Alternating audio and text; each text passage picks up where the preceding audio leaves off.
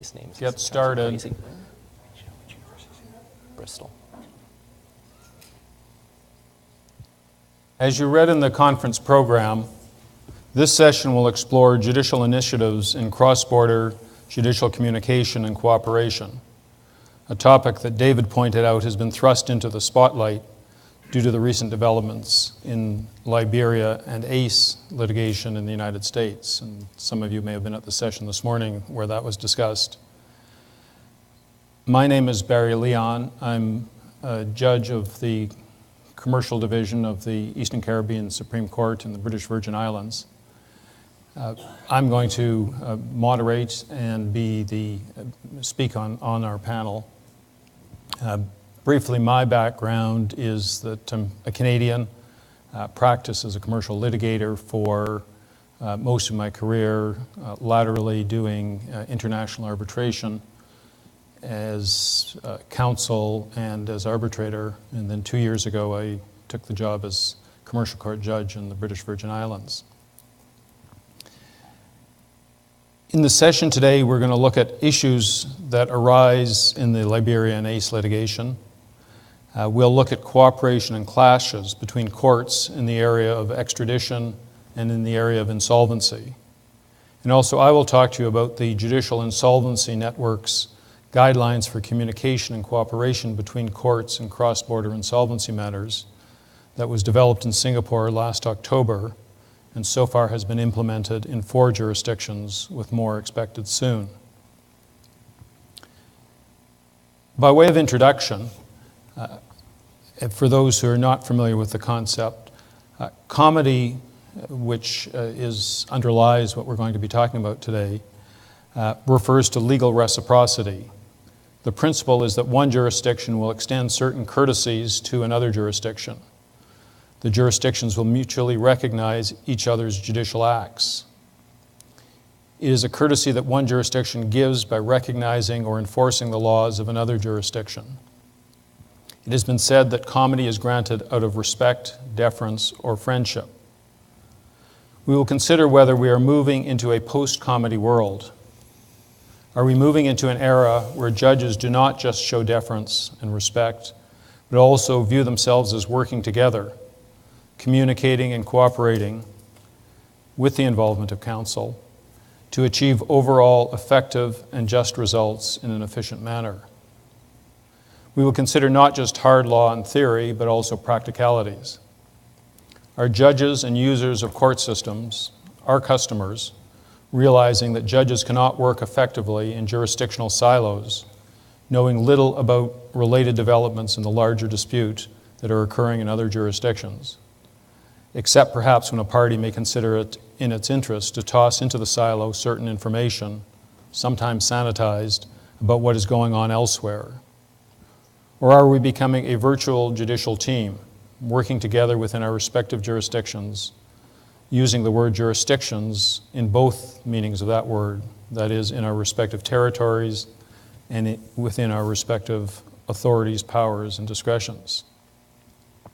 I'm going to first call on each member of the panel to introduce themselves briefly, and then each member of the panel will address you for about 10 minutes on one aspect of these issues, following which we'll have some discussion among the panel and, time permitting, questions and discussions with the audience. Ed, do you want to begin? Introduce yourself. Sure. What did we decide? Are we standing or sitting? To introduce yourself, you can sit. Okay. But you may need the microphone. No, I've got. I'm okay. wired. I'm wired for sound. My name's Ed Morgan. I'm a judge on the Ontario Superior Court. I've been a judge I was appointed as a judge for 5 years ago now, almost exactly 5 years ago. Before that, I spent 8 years of my life as a litigation lawyer and then 18 years of my life as a law professor at the University of Toronto. I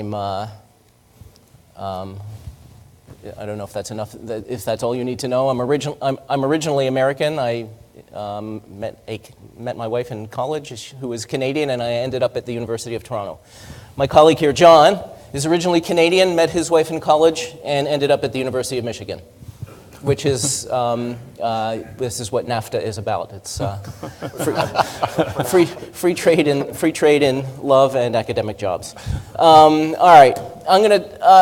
I think he's just doing the intros now. Oh, I just thought we'd let John. Oh, okay. Sorry. And then John, it. do you want to say a few words about? I defer to the good judge. I'm John Pottow. I'm a Canadian-American academic at the University of Michigan. My specialty is in insolvency law, cross-border insolvency law, and I also serve as a delegate for the United States to the UNCITRAL, the United Nations Commission on International Trade Law, with the working group on insolvency. But I've also done stuff with the working group on arbitration and security interests as well. My name's Gary Miller. I was really excited that we got the coveted after-lunch nap hour for our discussion, so we'll try to make it a little exciting. I'm the chair of business litigation at the law firm Shook, Hardy & Bacon. I'm in the Chicago office, and I represent Martin Kenny in the Abi Jadi litigation, the Liberian litigation that was mentioned earlier. Do you want to use the podium? Sure.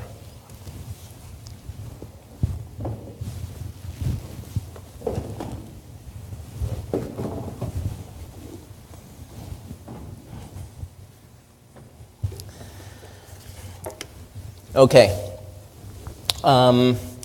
When Barry called me and asked me if I would be on a panel on international cooperation or cooperation between courts and legal systems, I was enthusiastic about it. I always liked this topic. I spent years as a professor in both Canadian constitutional law and international law, and I remembered this is international cooperation has long been a mantra of the international law people. I remembered in 1987 I went to the first time I ever went to the Canadian Council on International Law annual conference, and it was entitled "Wither Sovereignty," in both senses of that word. The old-fashioned sovereignty is fading away, and cooperation is the new mantra, the normative mantra of international law. Let me put that now in the framework of a recent case, a case I decided, so I know it fairly well, a case called Migbolo. Not that you need to know much about the case or about it.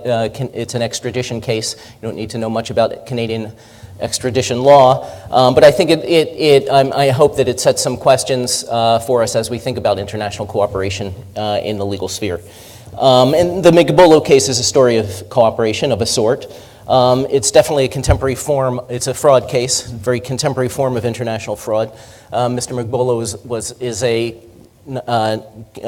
Nigerian Canadian who's involved in an internet scam, or who's alleged to be involved in an internet scam. His co-conspirators are in the United States and in Nigeria. He runs a money transfer service, a Western Union money transfer service, money transfer agency. And he's alleged to be the conduit between fraudsters located in Nigeria and other fraudsters and their victims, mostly located in the United States. And so their extradition request comes from the United States. It's not. I've sat now 5 years as a judge, 2 years in civil, and now 3 years in criminal. We have a lot of extradition cases. Probably, I don't know what the statistics would say, but a lot to the United States. And this is common, I think, with all the countries around the hemisphere. The FBI has far more resources for law enforcement and investigation than the other countries do, including Canada, which is a relatively affluent country. But we often, this is both a positive thing and a critique that we use. We often depend on extradition and American investigations to do work that possibly you would say we could do ourselves. In any case, it's very hard. I'll tell you this about Canadian extradition law. It's very hard to defend one. The threshold is quite low. Defense counsel will tell you that Michael Moldaver, who's a Supreme Court judge, has a famous line that there's only one question to ask a client when your defense counsel is retained on an extradition, and that's window or aisle, because they're going somewhere. Anyway, this case, though, there was everybody would say, both the prosecutors and the defense, that there was something odd. The timing was odd. There were Canadian charges brought against Mr. Migbolo, and those charges proceeded virtually all the way to the eve of trial in Canada. At one stage, there was a request for more disclosure from the prosecution. The lead police investigator gave an affidavit this is not in the proceedings before me, in the original trial, or the original pre-trial proceedings, gave an affidavit that said that there's just a couple of more witnesses we want to interview, or that we want to get statements from. Within 2 to 3 weeks, you'll have all the disclosure, and if not, it means we can't get it, and we're just going to proceed without that evidence. Anyway, 15 months or so went by, and nothing came from the prosecution, and so it was scheduled for trial, and literally 2 days or so, on the very eve of trial, the prosecution decided to drop the charges. And it was immediately followed by an extradition warrant to the United States on the same series of alleged frauds. So the defense had three arguments. One was delay, which I won't talk about because it was clearly, although there was delay here, it wasn't, the case law shows that it wasn't enough delay. We have cases that, there have been delay for many more years than this one, and it doesn't give you a good defense. Canadian courts don't like to supervise delay that's mostly caused by the foreign investigating authorities. The more interesting arguments were violation of due process rights, Section 7 of the Canadian Charter of Rights, and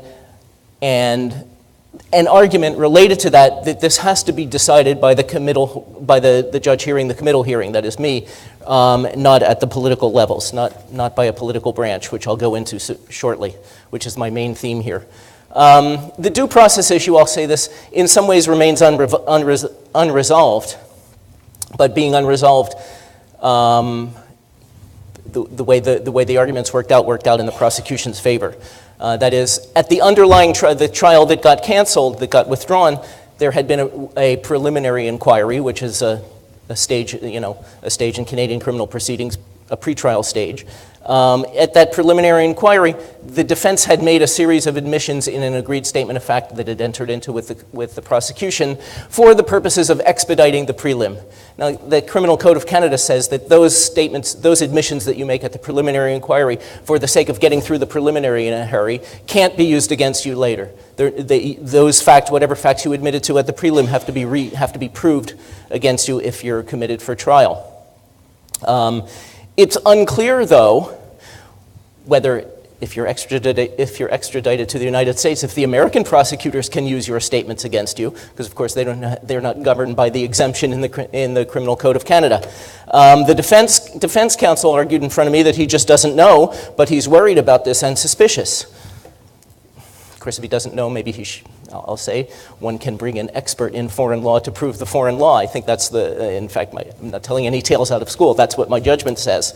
The prosecutor also says that he doesn't know what the Americans can do with it. Of course, he could have asked the U.S. attorneys who were guiding him in the extradition, because no doubt he was getting some American legal advice before coming to court. But anyway, if neither lawyer knows, then of course I don't know, because this is what I like. This is one thing I really like about my new job as opposed to my old job. I used to have to teach things, and now I get to be educated. And I can just say I don't know if you counsel haven't told me. I get to blame someone else. But anyway, the rule is that the default, if there's no evidence as to what the foreign law is, our default rule is that you assume that the foreign law is the same as our domestic law. And if it's the same as our domestic law, then I have to assume that they can't use the admissions against the accused. But of course, I don't know that for sure. I have no idea what's going to happen, but that's the presumption I'm supposed to make. We, of course, as I said, we would consider using admissions made at the preliminary inquiry as a due process problem if they were raising a due process problem if they were raised at trial. But I don't know what will happen in the United States. Now, but I want to ask, what is more important? We've immediately posed a problem of international cooperation against constitutional rights. Hold that thought for a minute. And I just want to talk for a few minutes about the forum question. I know you only gave me 10 minutes. That's a tough command. The forum question. Canadian extradition happens in 2 stages. There's a judicial committal hearing, which is what I heard, and then there's the final ministerial extradition decision. right? So if you're committed for if you're committed for extradition by the court that holds the hearing, it then gets referred to the Minister of Justice, and the Minister of Justice, the federal Minister of Justice, has to make the final decision as to whether the person gets extradited. Now, there's a decent reason for this. Extradition's almost inevitably a kind of combined law, and there are combined law and politics issues in extradition.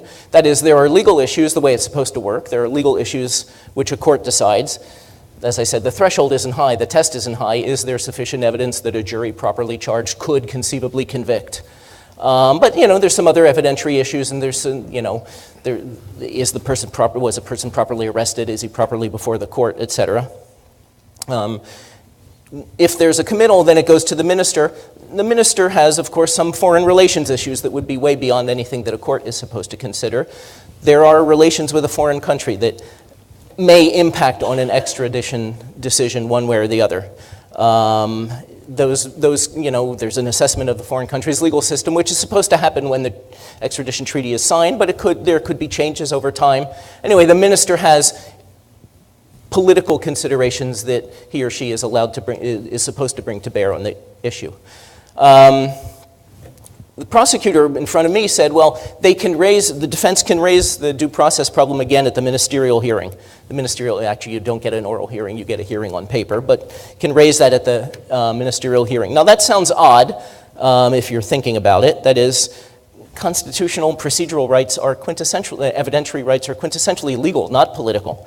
But the prosecutor was not off base there.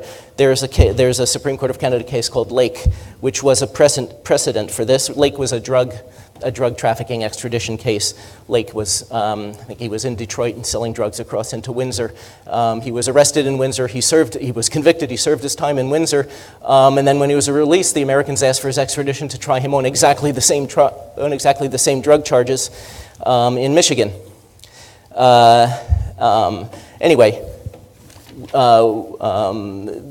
The double jeopardy problem was raised before the Minister of Justice in Canada, and the minister said, no, it's fine to be tried twice for the same crime if you're tried by another country. Why? Unclear, because of course he's a cabinet member, he's not a judge, he doesn't have to give reasons for judgment, just gives a judgment. It's also odd, though, because for a cabinet minister, for a politician, a member of the government, to make a constitutional decision like that is a little odd, because, of course, not that the Minister of Justice is incapable of making a decision, but she today, it was he then, at the time of the Lake case, but the minister is also the defendant in a constitutional case. Of course, you're challenging the acts of the same government. It seems odd to me that the minister would be both the defendant and the judge in their own constitutional case. But anyway, the Supreme Court of Canada upheld the Lake case. They said that the minister's decision is unreviewable. Right? There's no way to appeal a ministerial decision on extradition, and it's unreviewable presumably because it's political. It's the political side of the extradition process, but in fact turns out not to really be the fully political decision. The substance of the decision can be legal or political. Anyway, suddenly, it turns out that it looks like constitutional rights are not restraining government action. They're not enforced by the court as a check on the government. Instead, the constitutional decision is for the government itself to make without any possibility of judicial review. Now, we might ask, how did it come to that? If I can have 2-3 more minutes, I'm going to give you two little cases, two big cases, but I'm going to give you the 2-sentence version in the background. Two famous Supreme Court of Canada international law cases. 1985 was a case called Lehman. Lehman was a case that proves that shows that Canada has the jurisdiction, the criminal jurisdiction, to try Mr. Mugbolo in Canada. Lehman was also a pre-internet fraud. It was in the 1980s, but it was like a telephone call center, telephone boiler room fraud, where they were selling phony securities, mostly to victims in the United States, telling them to transfer their money to the masterminds of the conspiracy who were in Panama. So some of the conspiracy happened in Canada, but not all of it. And the Supreme Court of Canada said that it doesn't matter that the center of gravity of the crime may not have been in Canada. We have jurisdiction in a multi-jurisdictional fraud case like this we have jurisdiction to try it if the person gets arrested here. In a famous line, the Supreme Court, Justice Laforêt in the Supreme Court said, quote, in a shrinking world, we're all our brother's keepers. All right, Justice Laforêt was a international law professor who got appointed to the Supreme Court of Canada, and he was kind of into this mantra of international cooperation. The one other case I'm going to mention is another Supreme Court case by the same judge, Laforêt, 1992, a case called Catroni. Catroni was a drug trafficking case. He was wanted in the United States. He raised his right under Section 6 of the Charter of Rights, that is his right not to be forcibly removed from Canada, his right as a citizen never to be forcibly removed from the country.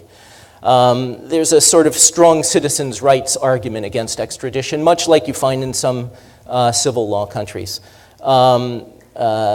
The Supreme Court said no, there's no right to stay put if you're wanted for extradition by an extradition treaty partner. And Justice Laforêt, again, in a very well-known sentence, said, I do not think that the free and democratic society that is Canada, any more than any other modern society, should today confine itself to parochial and nationalistic concepts of community. Well, again, there's this concept that international cooperation is a kind of the progressive, future-looking, forward-looking step for an international lawyer. There was a strong dissent by another judge, Justice Wilson, a judge I happened to have clerked with once upon a time, who basically said, what's wrong with you, to her colleague. The Charter of Rights is not exactly parochial and nationalistic. We thought it was kind of liberal and cosmopolitan. That is, putting universally recognized checks on government and giving criminally accused people procedural rights. Of course, Wilson was a constitutional lawyer, not an international lawyer like her colleague Laforêt. So for international law, political relations with foreign states become law somehow, and legal relations between the state and the individual become politics. And that's how international cooperation tends to play out in the legal world. Which brings me back to Mr. Mugbolo. I'll just pose a question. I'm not sure where we are. Are we now in a new kind of forward-looking world of international cooperation? Or does our new forward-looking world of international legal cooperation turn out to be a kind of antiquated, and one might say retrograde world of unchecked law enforcement? And I'll leave it at that question. Thank you.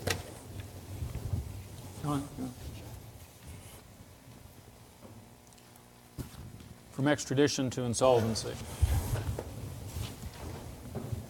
All right, I have no recent cases I've decided that I can tell you about, so I'll have to restrict my comments as an academic to matters of insolvency law and some of the international efforts of cooperation amongst courts.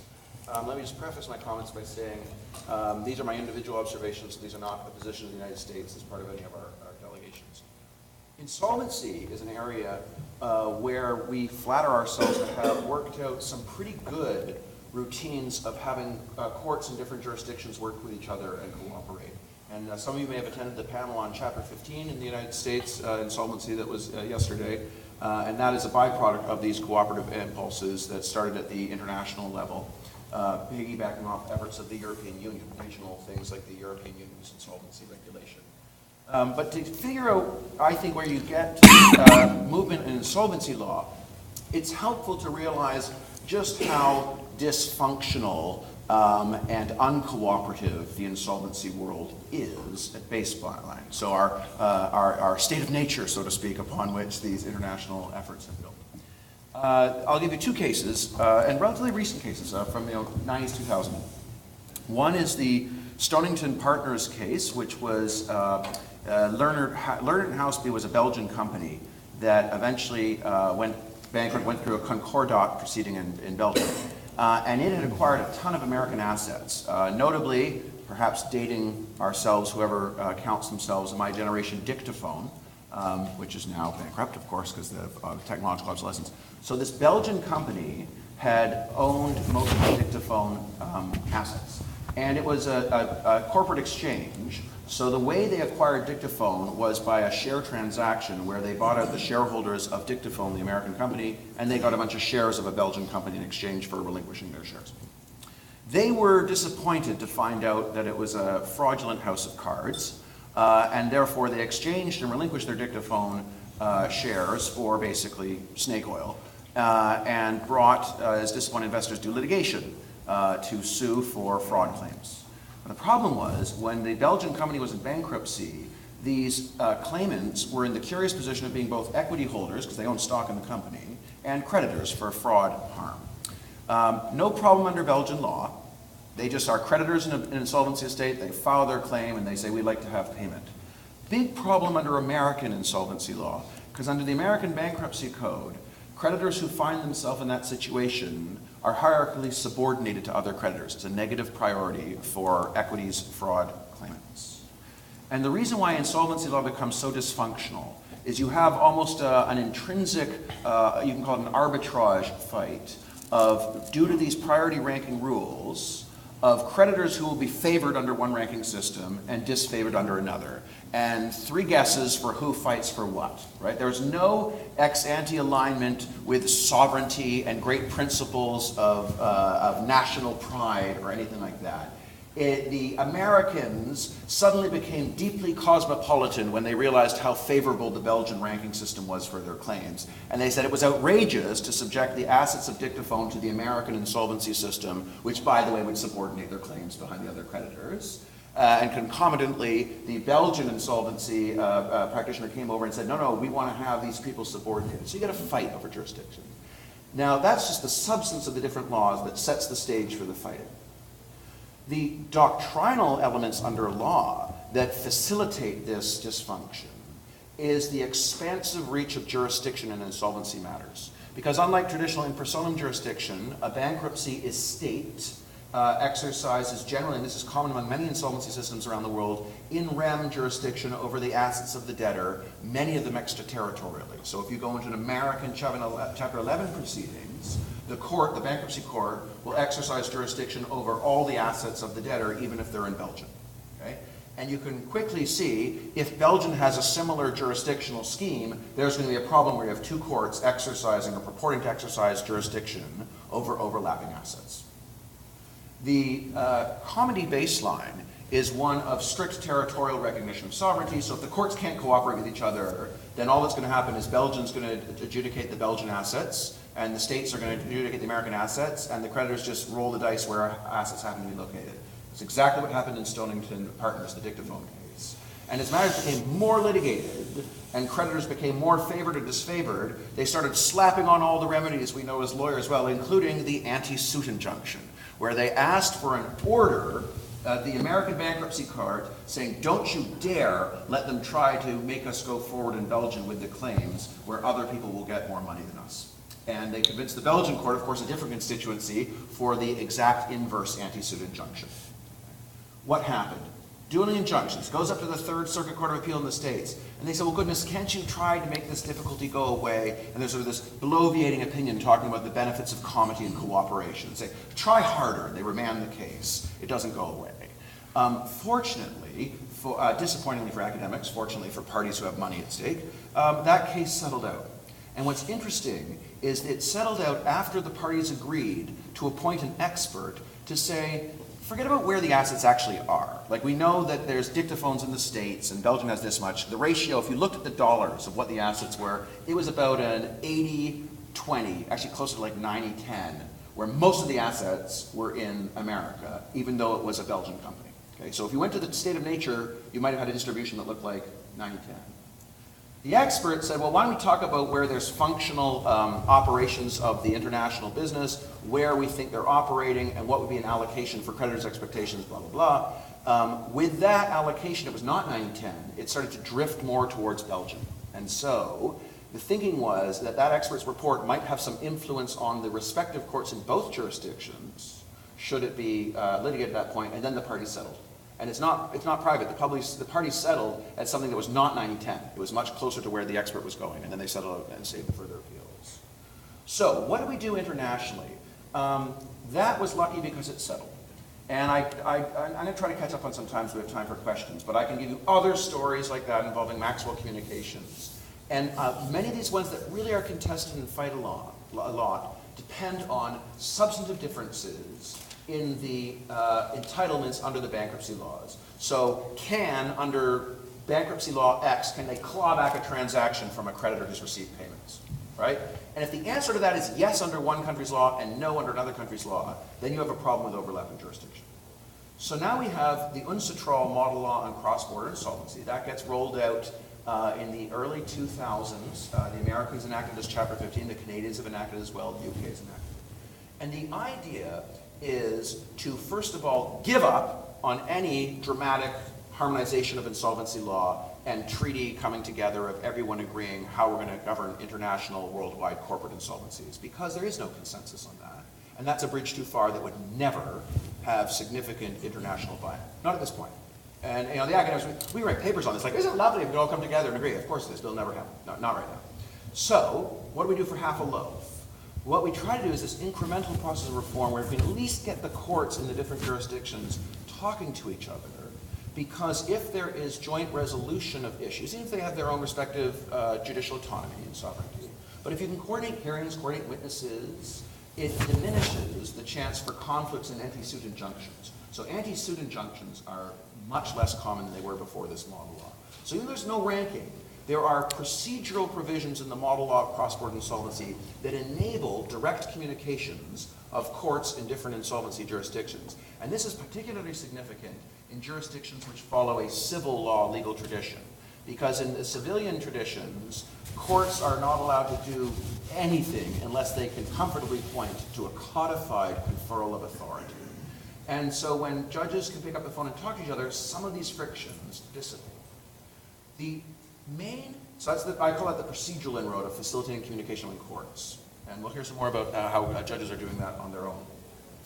The main substantive innovation that this model law made was to try to gently put in some hierarchical control of the insolvency proceedings. That is to say, to defer to adjudications emanating from what's called the center of main interests of the debtor, or the so-called comity of the debtor. And that is to try to say, look, guys, this company, Lernout and Houseby, is really a Belgian company, and so the main insolvency proceedings should be occurring in Belgium. And other courts around the world should be mindful of their assistive and ancillary role towards this main insolvency. And that's the system we've had so far, and it has started to work where there's been more cooperation and deference to these main proceedings. Now, there's no subjugation of sovereignty. The local courts can say, no, we don't want to follow because we don't think our local creditors are protected, or no, we think it violates public policy, we're not going to cooperate. But the hierarchization is put in there, and the deference to that main proceeding is put there. And now the European Union follows an insolvency regulation that's built on this concept of center of main interest. And so that's rolling out as a construct in the international insolvency world. And you see it, as I said, in the European Union and in this model law on cross-border insolvency. And then I'm going to restrict my comments so we have time.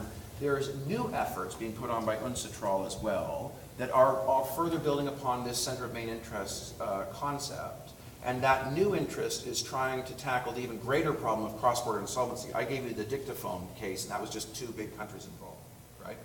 Is the Lehman case when you won't just have an international debtor, but you have a web of interconnected corporate affiliates going insolvent because they're all over the world and they're everywhere.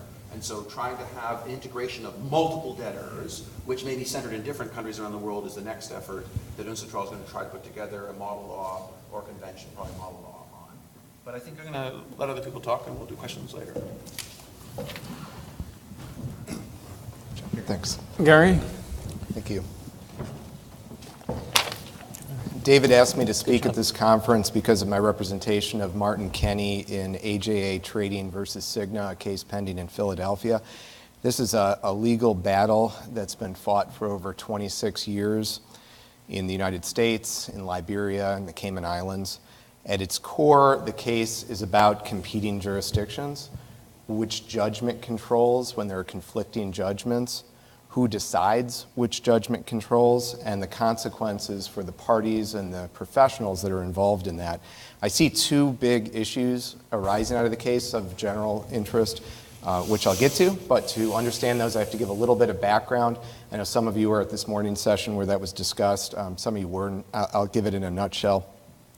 AJA was the largest importer to Liberia and ran a grocery store chain. It purchased property and casualty insurance from Cigna's Liberian branch. The policy was governed by Liberian law. Cigna, in its operations in Liberia, was governed by the Liberian Insurance Code. There was a Liberian choice of law provision. There was a civil war in Liberia. As a result of that unrest, there was looting and damage done to AJA's grocery stores. It made a claim on Cigna. Cigna denied the claim. At that point, the Liberian courts were not functional. There was a one-year limitations period, so AJA sued in the Eastern District of Pennsylvania Federal Court in Philadelphia, where Cigna was located. It went to trial. A jury awarded over $60 million to AJA on the policy. The judge then took the jury verdict away from the jury and entered what's called a judgment notwithstanding the verdict, and said the judgment's going to be thrown out under a war exclusion under the policy. That went up to the Third Circuit. Third Circuit affirmed. The Supreme Court denied cert. Then, by this point, it's years later, AJA files exactly the same suit for the same liability in Liberia. At this point, there are functioning courts in Liberia. Cigna, importantly, in its first move, did not go back to Philadelphia and seek an anti-suit injunction to prevent that case from going forward. An anti-suit injunction saying, AJA, you may not proceed in Liberia. It did not do that. Instead, it decided to appear in Liberia to fight that case by claiming that the judgment in the U.S. had res judicata preclusive effect, and so it could not be relitigated in Liberia.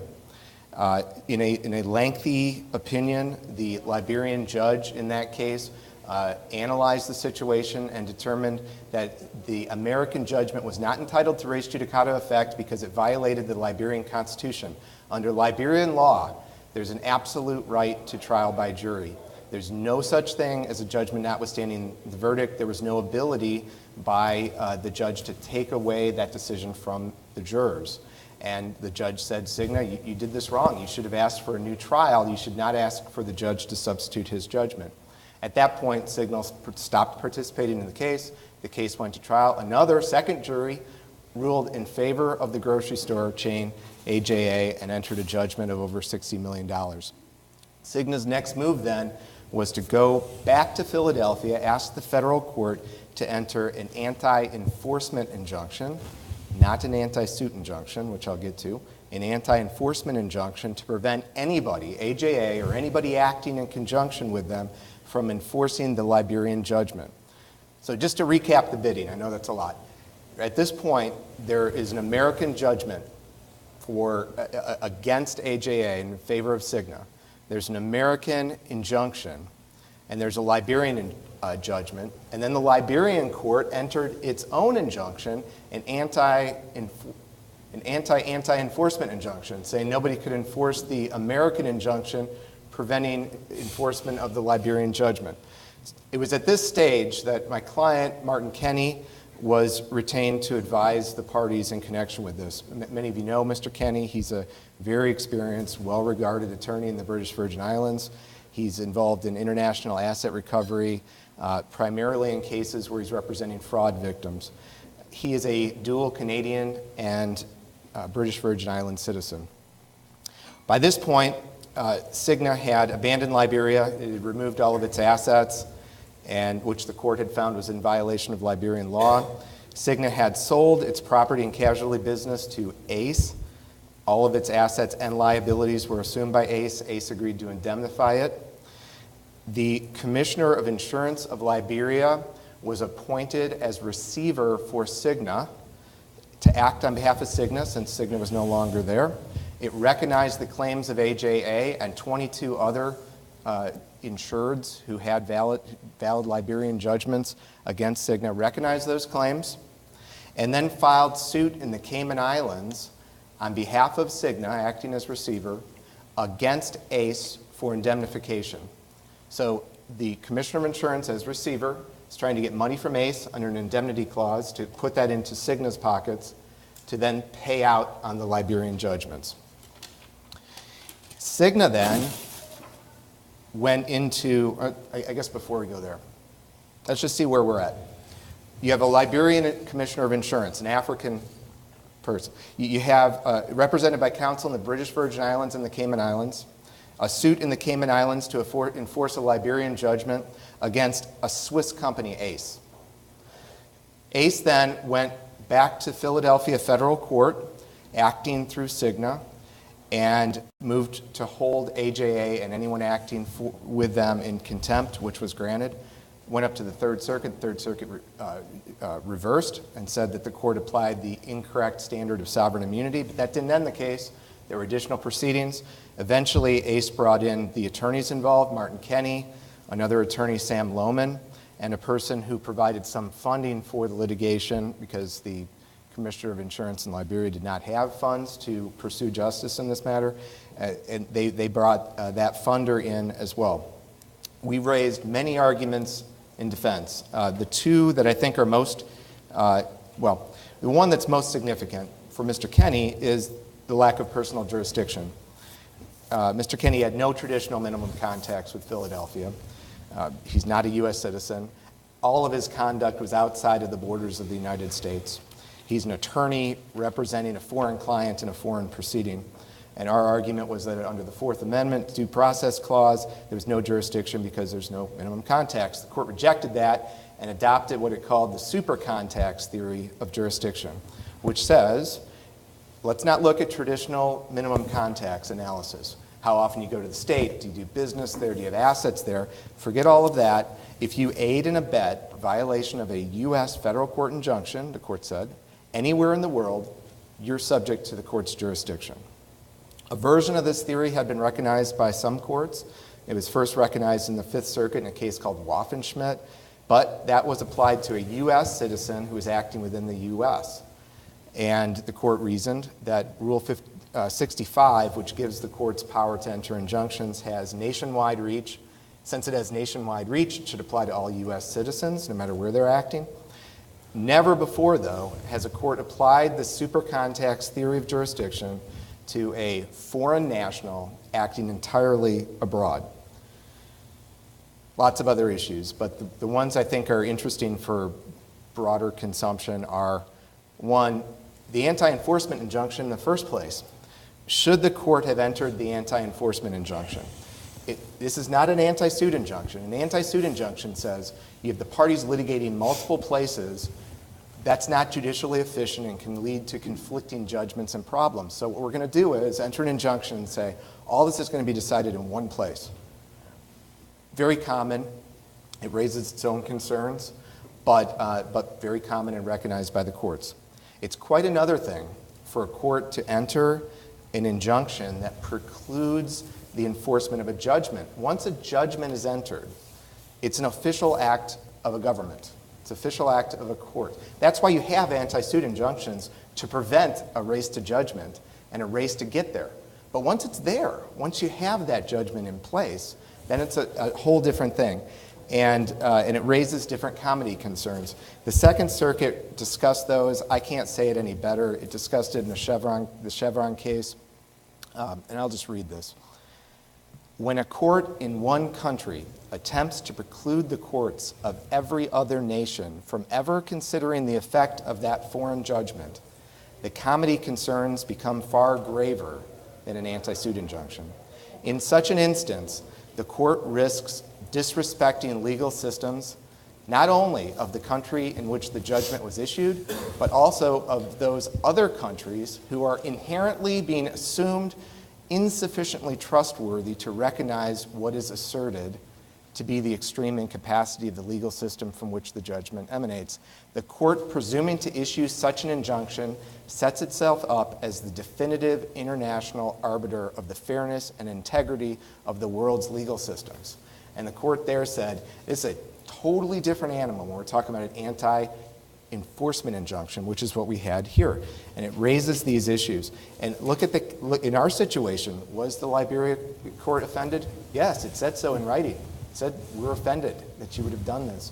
Was the Cayman court offended? Well, we don't know. It didn't get to that point. But if you look at the situation here, the Commissioner of Insurance went to a neutral jurisdiction, the Cayman Islands, to decide which of these judgments controls.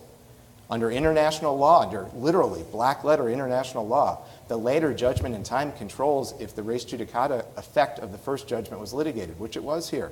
So at least there's a good faith argument. The Liberian judgment controlled here. Can't you let the Cayman Islands judicial system decide that? No, you can't. You can't even have the case going forward. So could the Cayman court be offended by that? And then imagine, just as a thought exercise, what if the positions were reversed? So what if you had a court, I think it's useful for US lawyers to think about what if the positions were reversed. If you have a court in another country who enters a judgment, and then the res judicata effect of that judgment is litigated in a US court, and the US court says, no, we're not going to enforce that. That violates US constitutional law. Maybe there's a due process violation or a right to counsel violation of some sort in there. So we're not going to recognize it. Then you have the court in the first jurisdiction saying nobody can enforce that new judgment under penalty of contempt proceedings. Imagine, we have to think about it in the reverse situation too. And you would say, well, if it's in Liberia, maybe I'm not that concerned about it because I don't plan to go to Liberia anytime soon. But what if it was a German court? Or what if it was in the UK? And then is that really the system we want, where it depends where ultimately depends on guns? Who's going to enforce injunctions? Who has contempt power? Who's going to be able to grab people and throw them in jail? Is that how we want to decide these types of fights, or do you step back and have principles of comity and judicial respect among the different courts? And that's the question. Second issue, the SuperContacts theory of jurisdiction. If this were adopted, that would mean that every U.S. district court in the country could exercise jurisdiction over anyone in the world, even if they've never set foot in the United States, if they aided and abetted knowingly a federal court injunction. Other than that, it's boundless. And is this meaningful? Yes, it's meaningful. The federal courts in the United States have vast powers. They can hold people in contempt. They have guns to enforce it. They have U.S. Marshals to enforce it. They can place travel restrictions. It can affect international commerce involved the parties and lawyers. What if courts in other countries adopted the same theory of jurisdiction? Again, it would just depend on how big and powerful those countries are, the effect of it. And then consider the people in the middle of this, where you have conflicting judgments, conflicting injunctions. Which do you follow? What if they get into a situation where if you act one way, if you act at all, you're certain to violate the order of one court or another court? So which do you pick? Do you just not act? Consider the impact of this on access to justice. You have African clients, a Liberian judgment. Do they have no ability to seek legal counsel? So if they get legal counsel about the validity of the injunctions or do anything on that, that lawyer is potentially subjecting him or herself to contempt liability in another jurisdiction. If the lawyer takes steps that he thinks are proper and goes to a neutral jurisdiction, could that be contempt of court? And so what lawyer would do that if you understood that that was the reach of the court? What about funders? A lot of people don't have the ability to seek justice unless they get litigation funding. Well, what if providing funding like that could subject you to contempt of court proceedings, even if you never step foot? So is this the rule that we want? It's a question. It's a question. And maybe it's good in some ways, but it's at least worth debating the policy implications of this, and then thinking about it too, just on the other side of the coin. If it's going to work in the United States, we better be prepared for other countries to do the same thing. So, thinking beyond this case, it's interesting. In our case, it's not over. The court has yet to enter a monetary award against the respondents. The court's judgments on jurisdiction have yet to be tested in the Third Circuit, which they most certainly will be. This could be a case interesting to the Supreme Court, so stay tuned.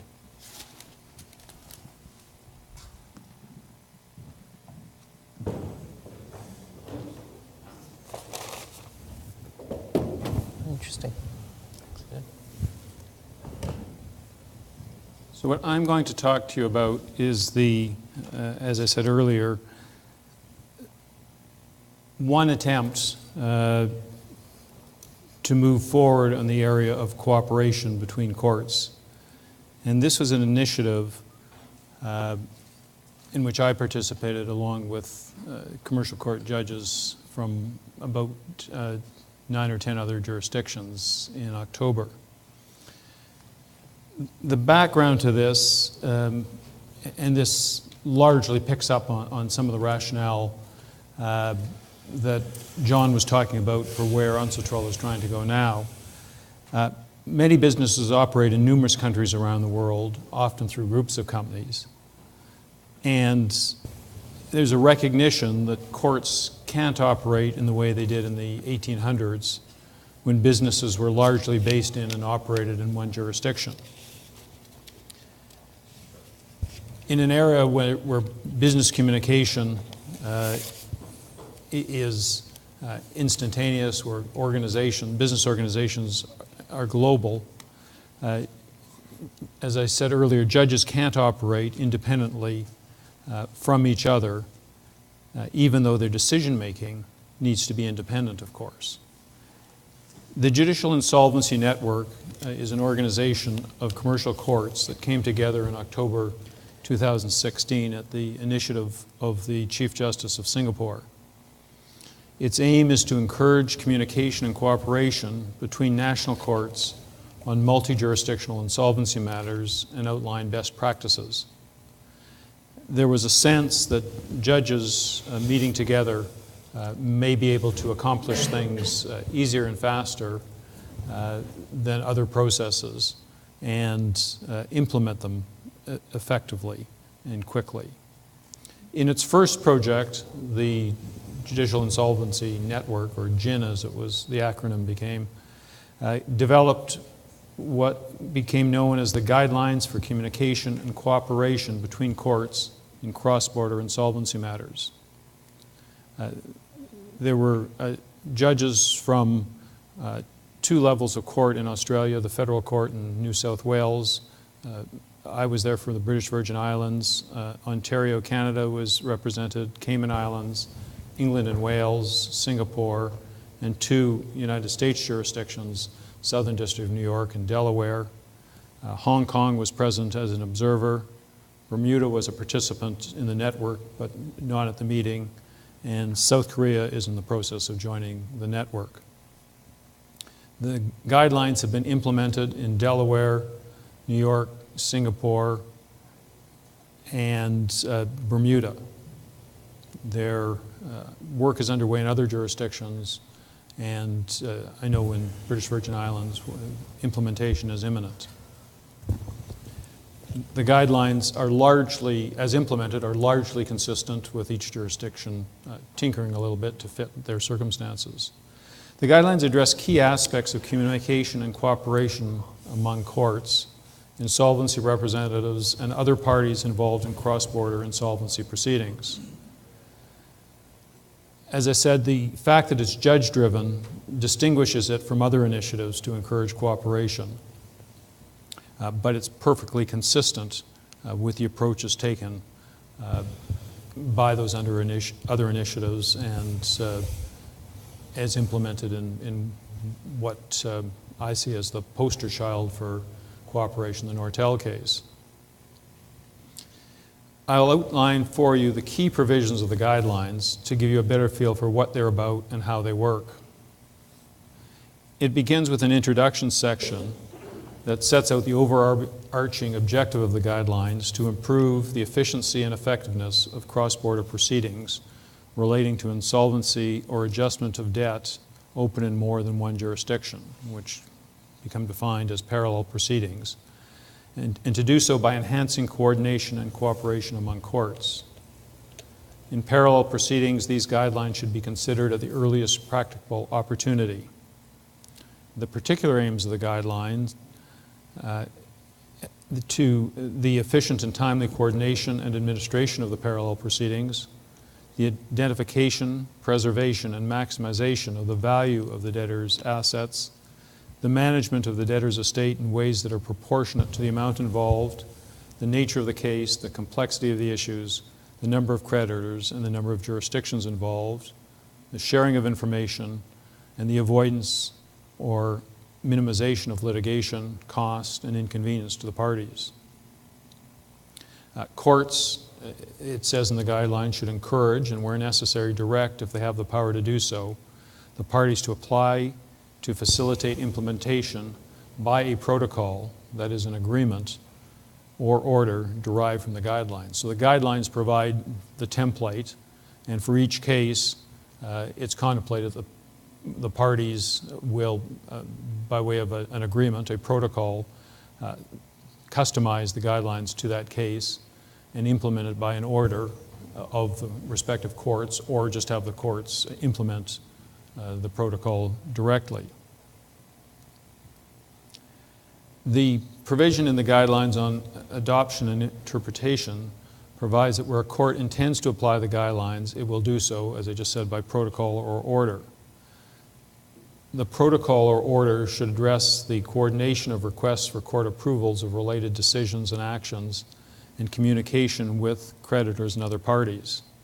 To the extent possible, the protocol should provide for time-saving procedures to avoid unnecessary and costly court hearings and other proceedings.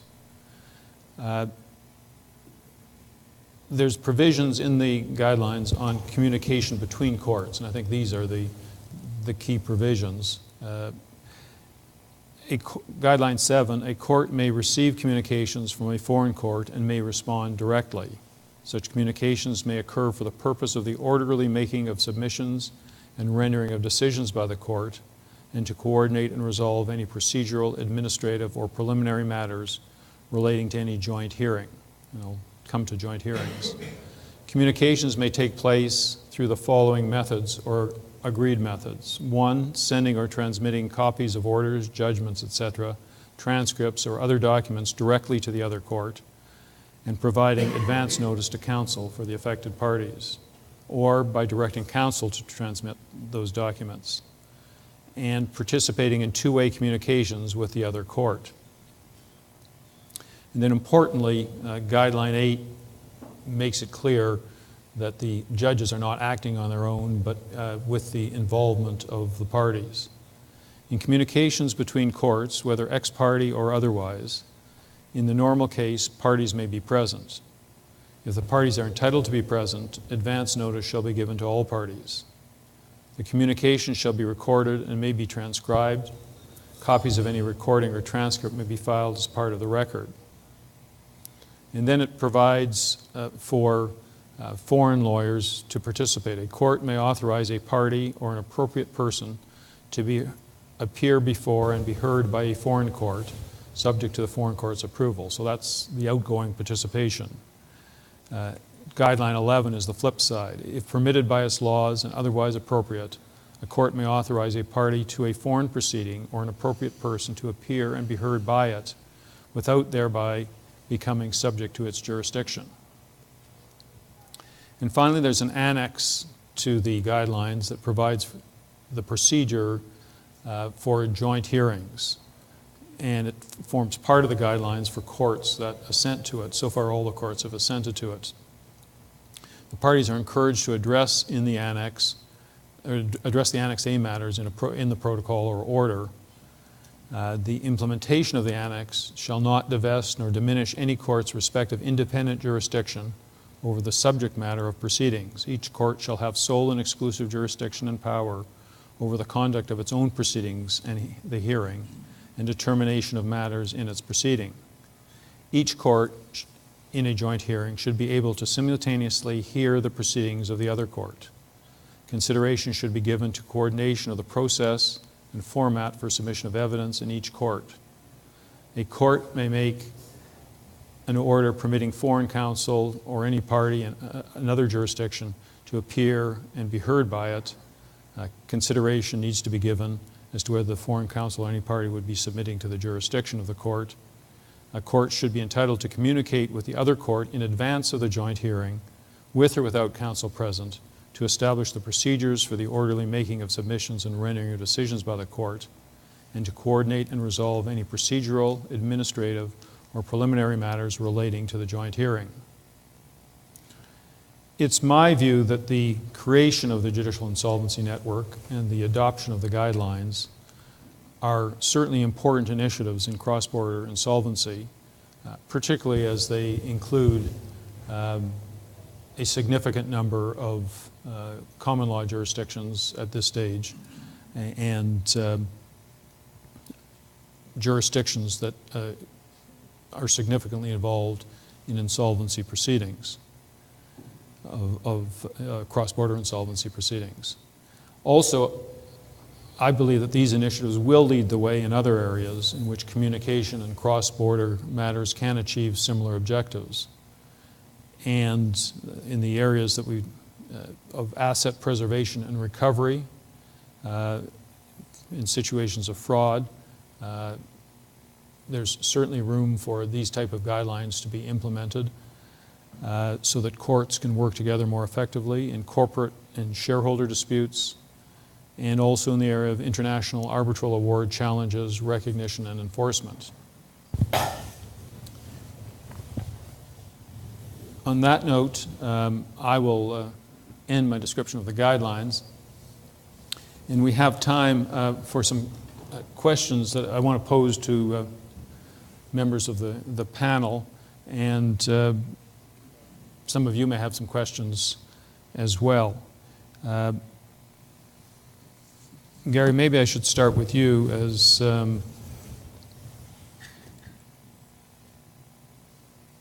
there is certainly a lot of interest in the issues raised in the Ace case.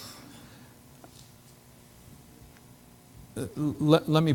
You were, if I can put it this way, critical of, or at least raised some concerns about anti-enforcement injunctions. But is there a concern that if you don't have that type of remedy exercised by a court, there will be never-ending litigation?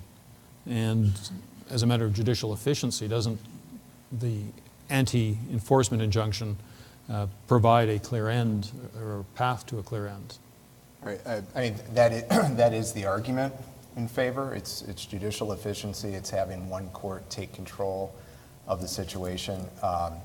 If we're talking about putting an end to the litigation, I can tell you, based on this litigation that I've been involved in, it's been going on for 26 years. I don't know that that's your path forward to efficient final resolution of a matter, because that's not what's happening in our case. But I think it is a legitimate concern, for sure, about having multiple cases going on. I see it. I think you used a great term. You used the term legal reciprocity and deference, and then contrast that with what the Second Circuit said about anti-enforcement injunctions, which is they inherently are assuming that other judicial systems are untrustworthy. And I think the path forward probably is for there to be a little bit of a relaxing of control. So, and this happens in many situations. An appellate court gives deference to decisions by a lower court on fact issues, for example. The lower courts give deference to agency decisions, and we should, the court that issues the judgments should be giving deference to the courts that are deciding how to enforce the judgments in post-judgment proceedings. So I think it's a matter of the legal reciprocity, it's comity, it's relinquishing some control and trusting other judicial systems to come to the right answer, or close enough to the right answer. Let me ask you about the SuperContacts concern that you raised. If you don't have that type of jurisdictional base available, doesn't it allow foreign parties just to flaunt in this case, a U.S.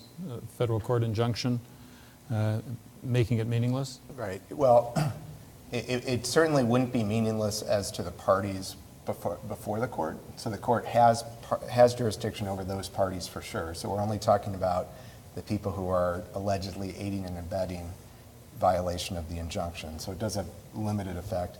And the other thing I would say is that, again, it goes to trusting other jurisdictions to do the right thing.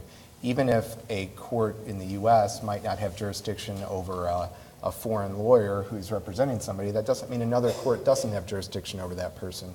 Doesn't mean that the injunction and judgment can't be domesticated in another court and the efficacy of of the judgment decided by that other court that does have jurisdiction over the alleged aiders and abettors. So it's not like it's complete immunity to do whatever you want. It's having a court and a judicial system that actually has power over the actors making the decisions, as opposed to a court that does not.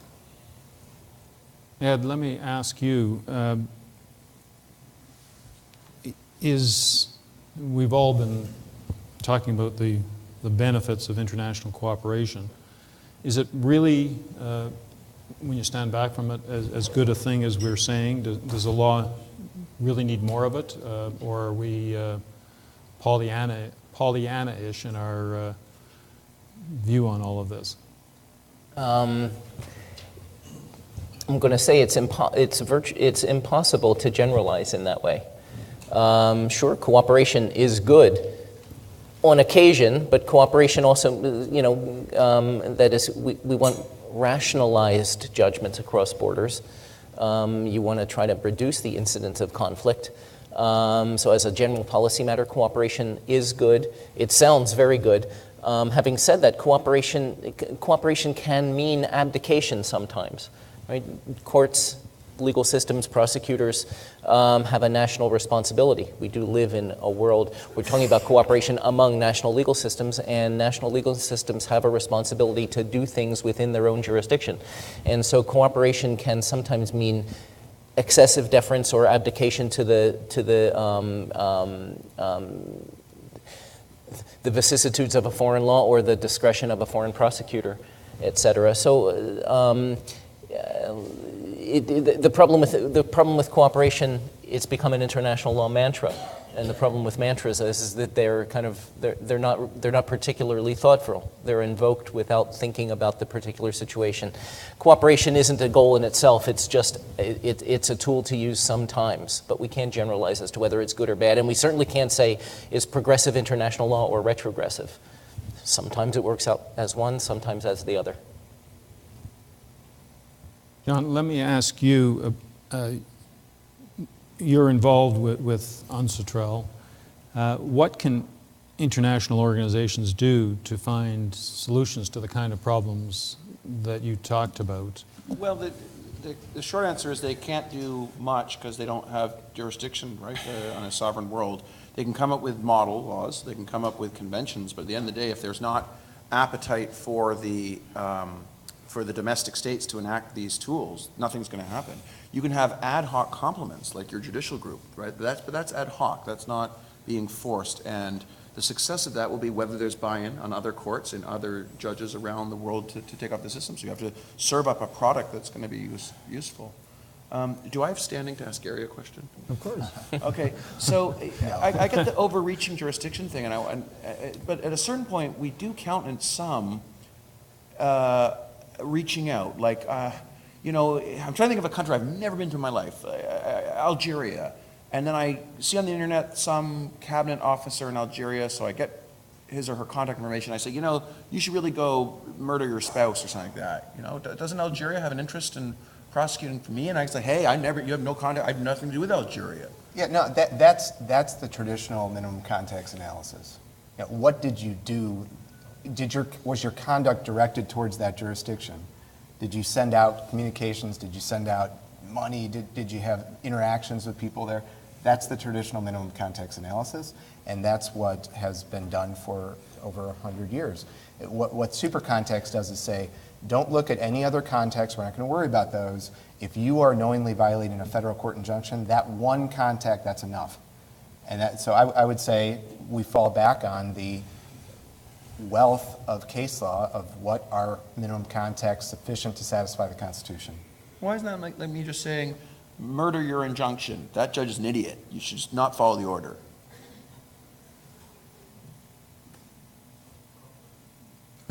Yeah, I don't know. You got questions? Yeah. Sorry. There's a microphone coming. Just one second. But the new sessions are starting now. Oh, okay. Yeah. Thank you. But in the example you just gave, isn't a lawyer in a slightly different situation? Isn't there inherently an agency connection between a lawyer and his client. And going back to what you said before, an anti-suit injunction is always issued against the parties because you can't stop a country from doing something, but you can stop a party from going to another country. By extension, this isn't a random person, but could the court say, all right, well, the party has been enjoined from doing this. You are the agent of that party as his lawyer. Is that how you get context? But from what you're saying, the court didn't even go there. The court did no context analysis. The court didn't base its decision on an agency analysis or any traditional minimum context analysis. It was only on this idea that a federal court has the ability to enter an injunction that's binding on anybody who knows about it. That's the theory. And so that's the theory that you have to question whether we want to have that adopted more broadly, because it really, you don't get to any of these discussions, what did the person actually do in the jurisdiction. Under U.S. law, you have to have acted within the jurisdiction for the court to take control. And so usually you have to do that analysis. Do we have time for? Okay. Gary, it seems to me there's something beyond the legal issue here. There's also a reputational issue, it seems to me, for the US in this. Because looking from the prism of outside, I'm an IP and I practice in the UK, Canada, and across the Eastern Caribbean, and have occasion to try to do things in the US and to do things around the US that affect the US. And it seems to me, looking at this, calmly and independently, what I see here is an American company that chose to do business in Liberia, found itself faced with large claims to pay, was clear it was not going to win the war exemption in Liberia, and basically ran away. And having run away, it now seeks the protection of the US court to say, and you can't chase me anywhere. And that, I think, looks really bad for the US, regardless of any of the legal issues. I think Gary would agree with that. I think it's a concern, and that's one of the issues, that's one of the comedy issues. It's a concern of the perception of the courts and the perception of the jurisdictions, and what's going to happen in response. It looks like bullying. It looks like a bully.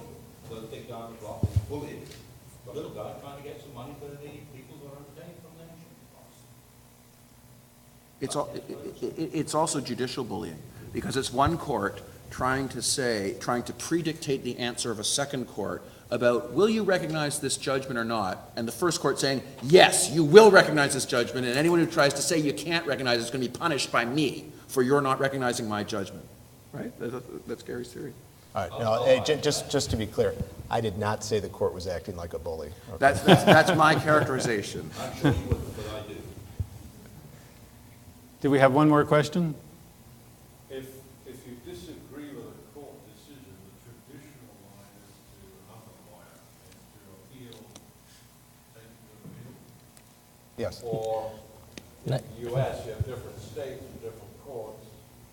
How do you resolve the same situation between two states?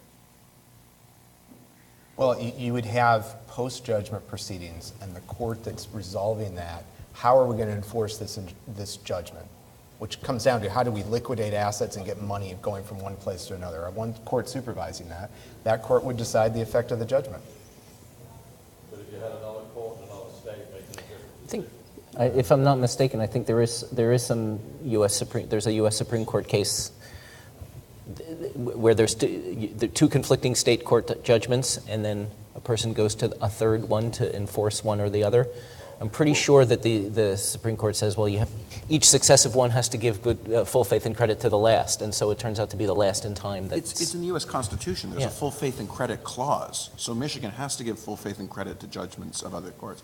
Then it's a question of preclusion law as to whether the second court wants to recognize it under discretionary doctrines, right? So you have to accord full faith and credit, but even the full faith and credit clause has been allowed a public policy thing. So if there was some racist state that gave a judgment that said, people of a certain race don't get this thing, the second court can say, we don't want to recognize it violates our fundamental policies.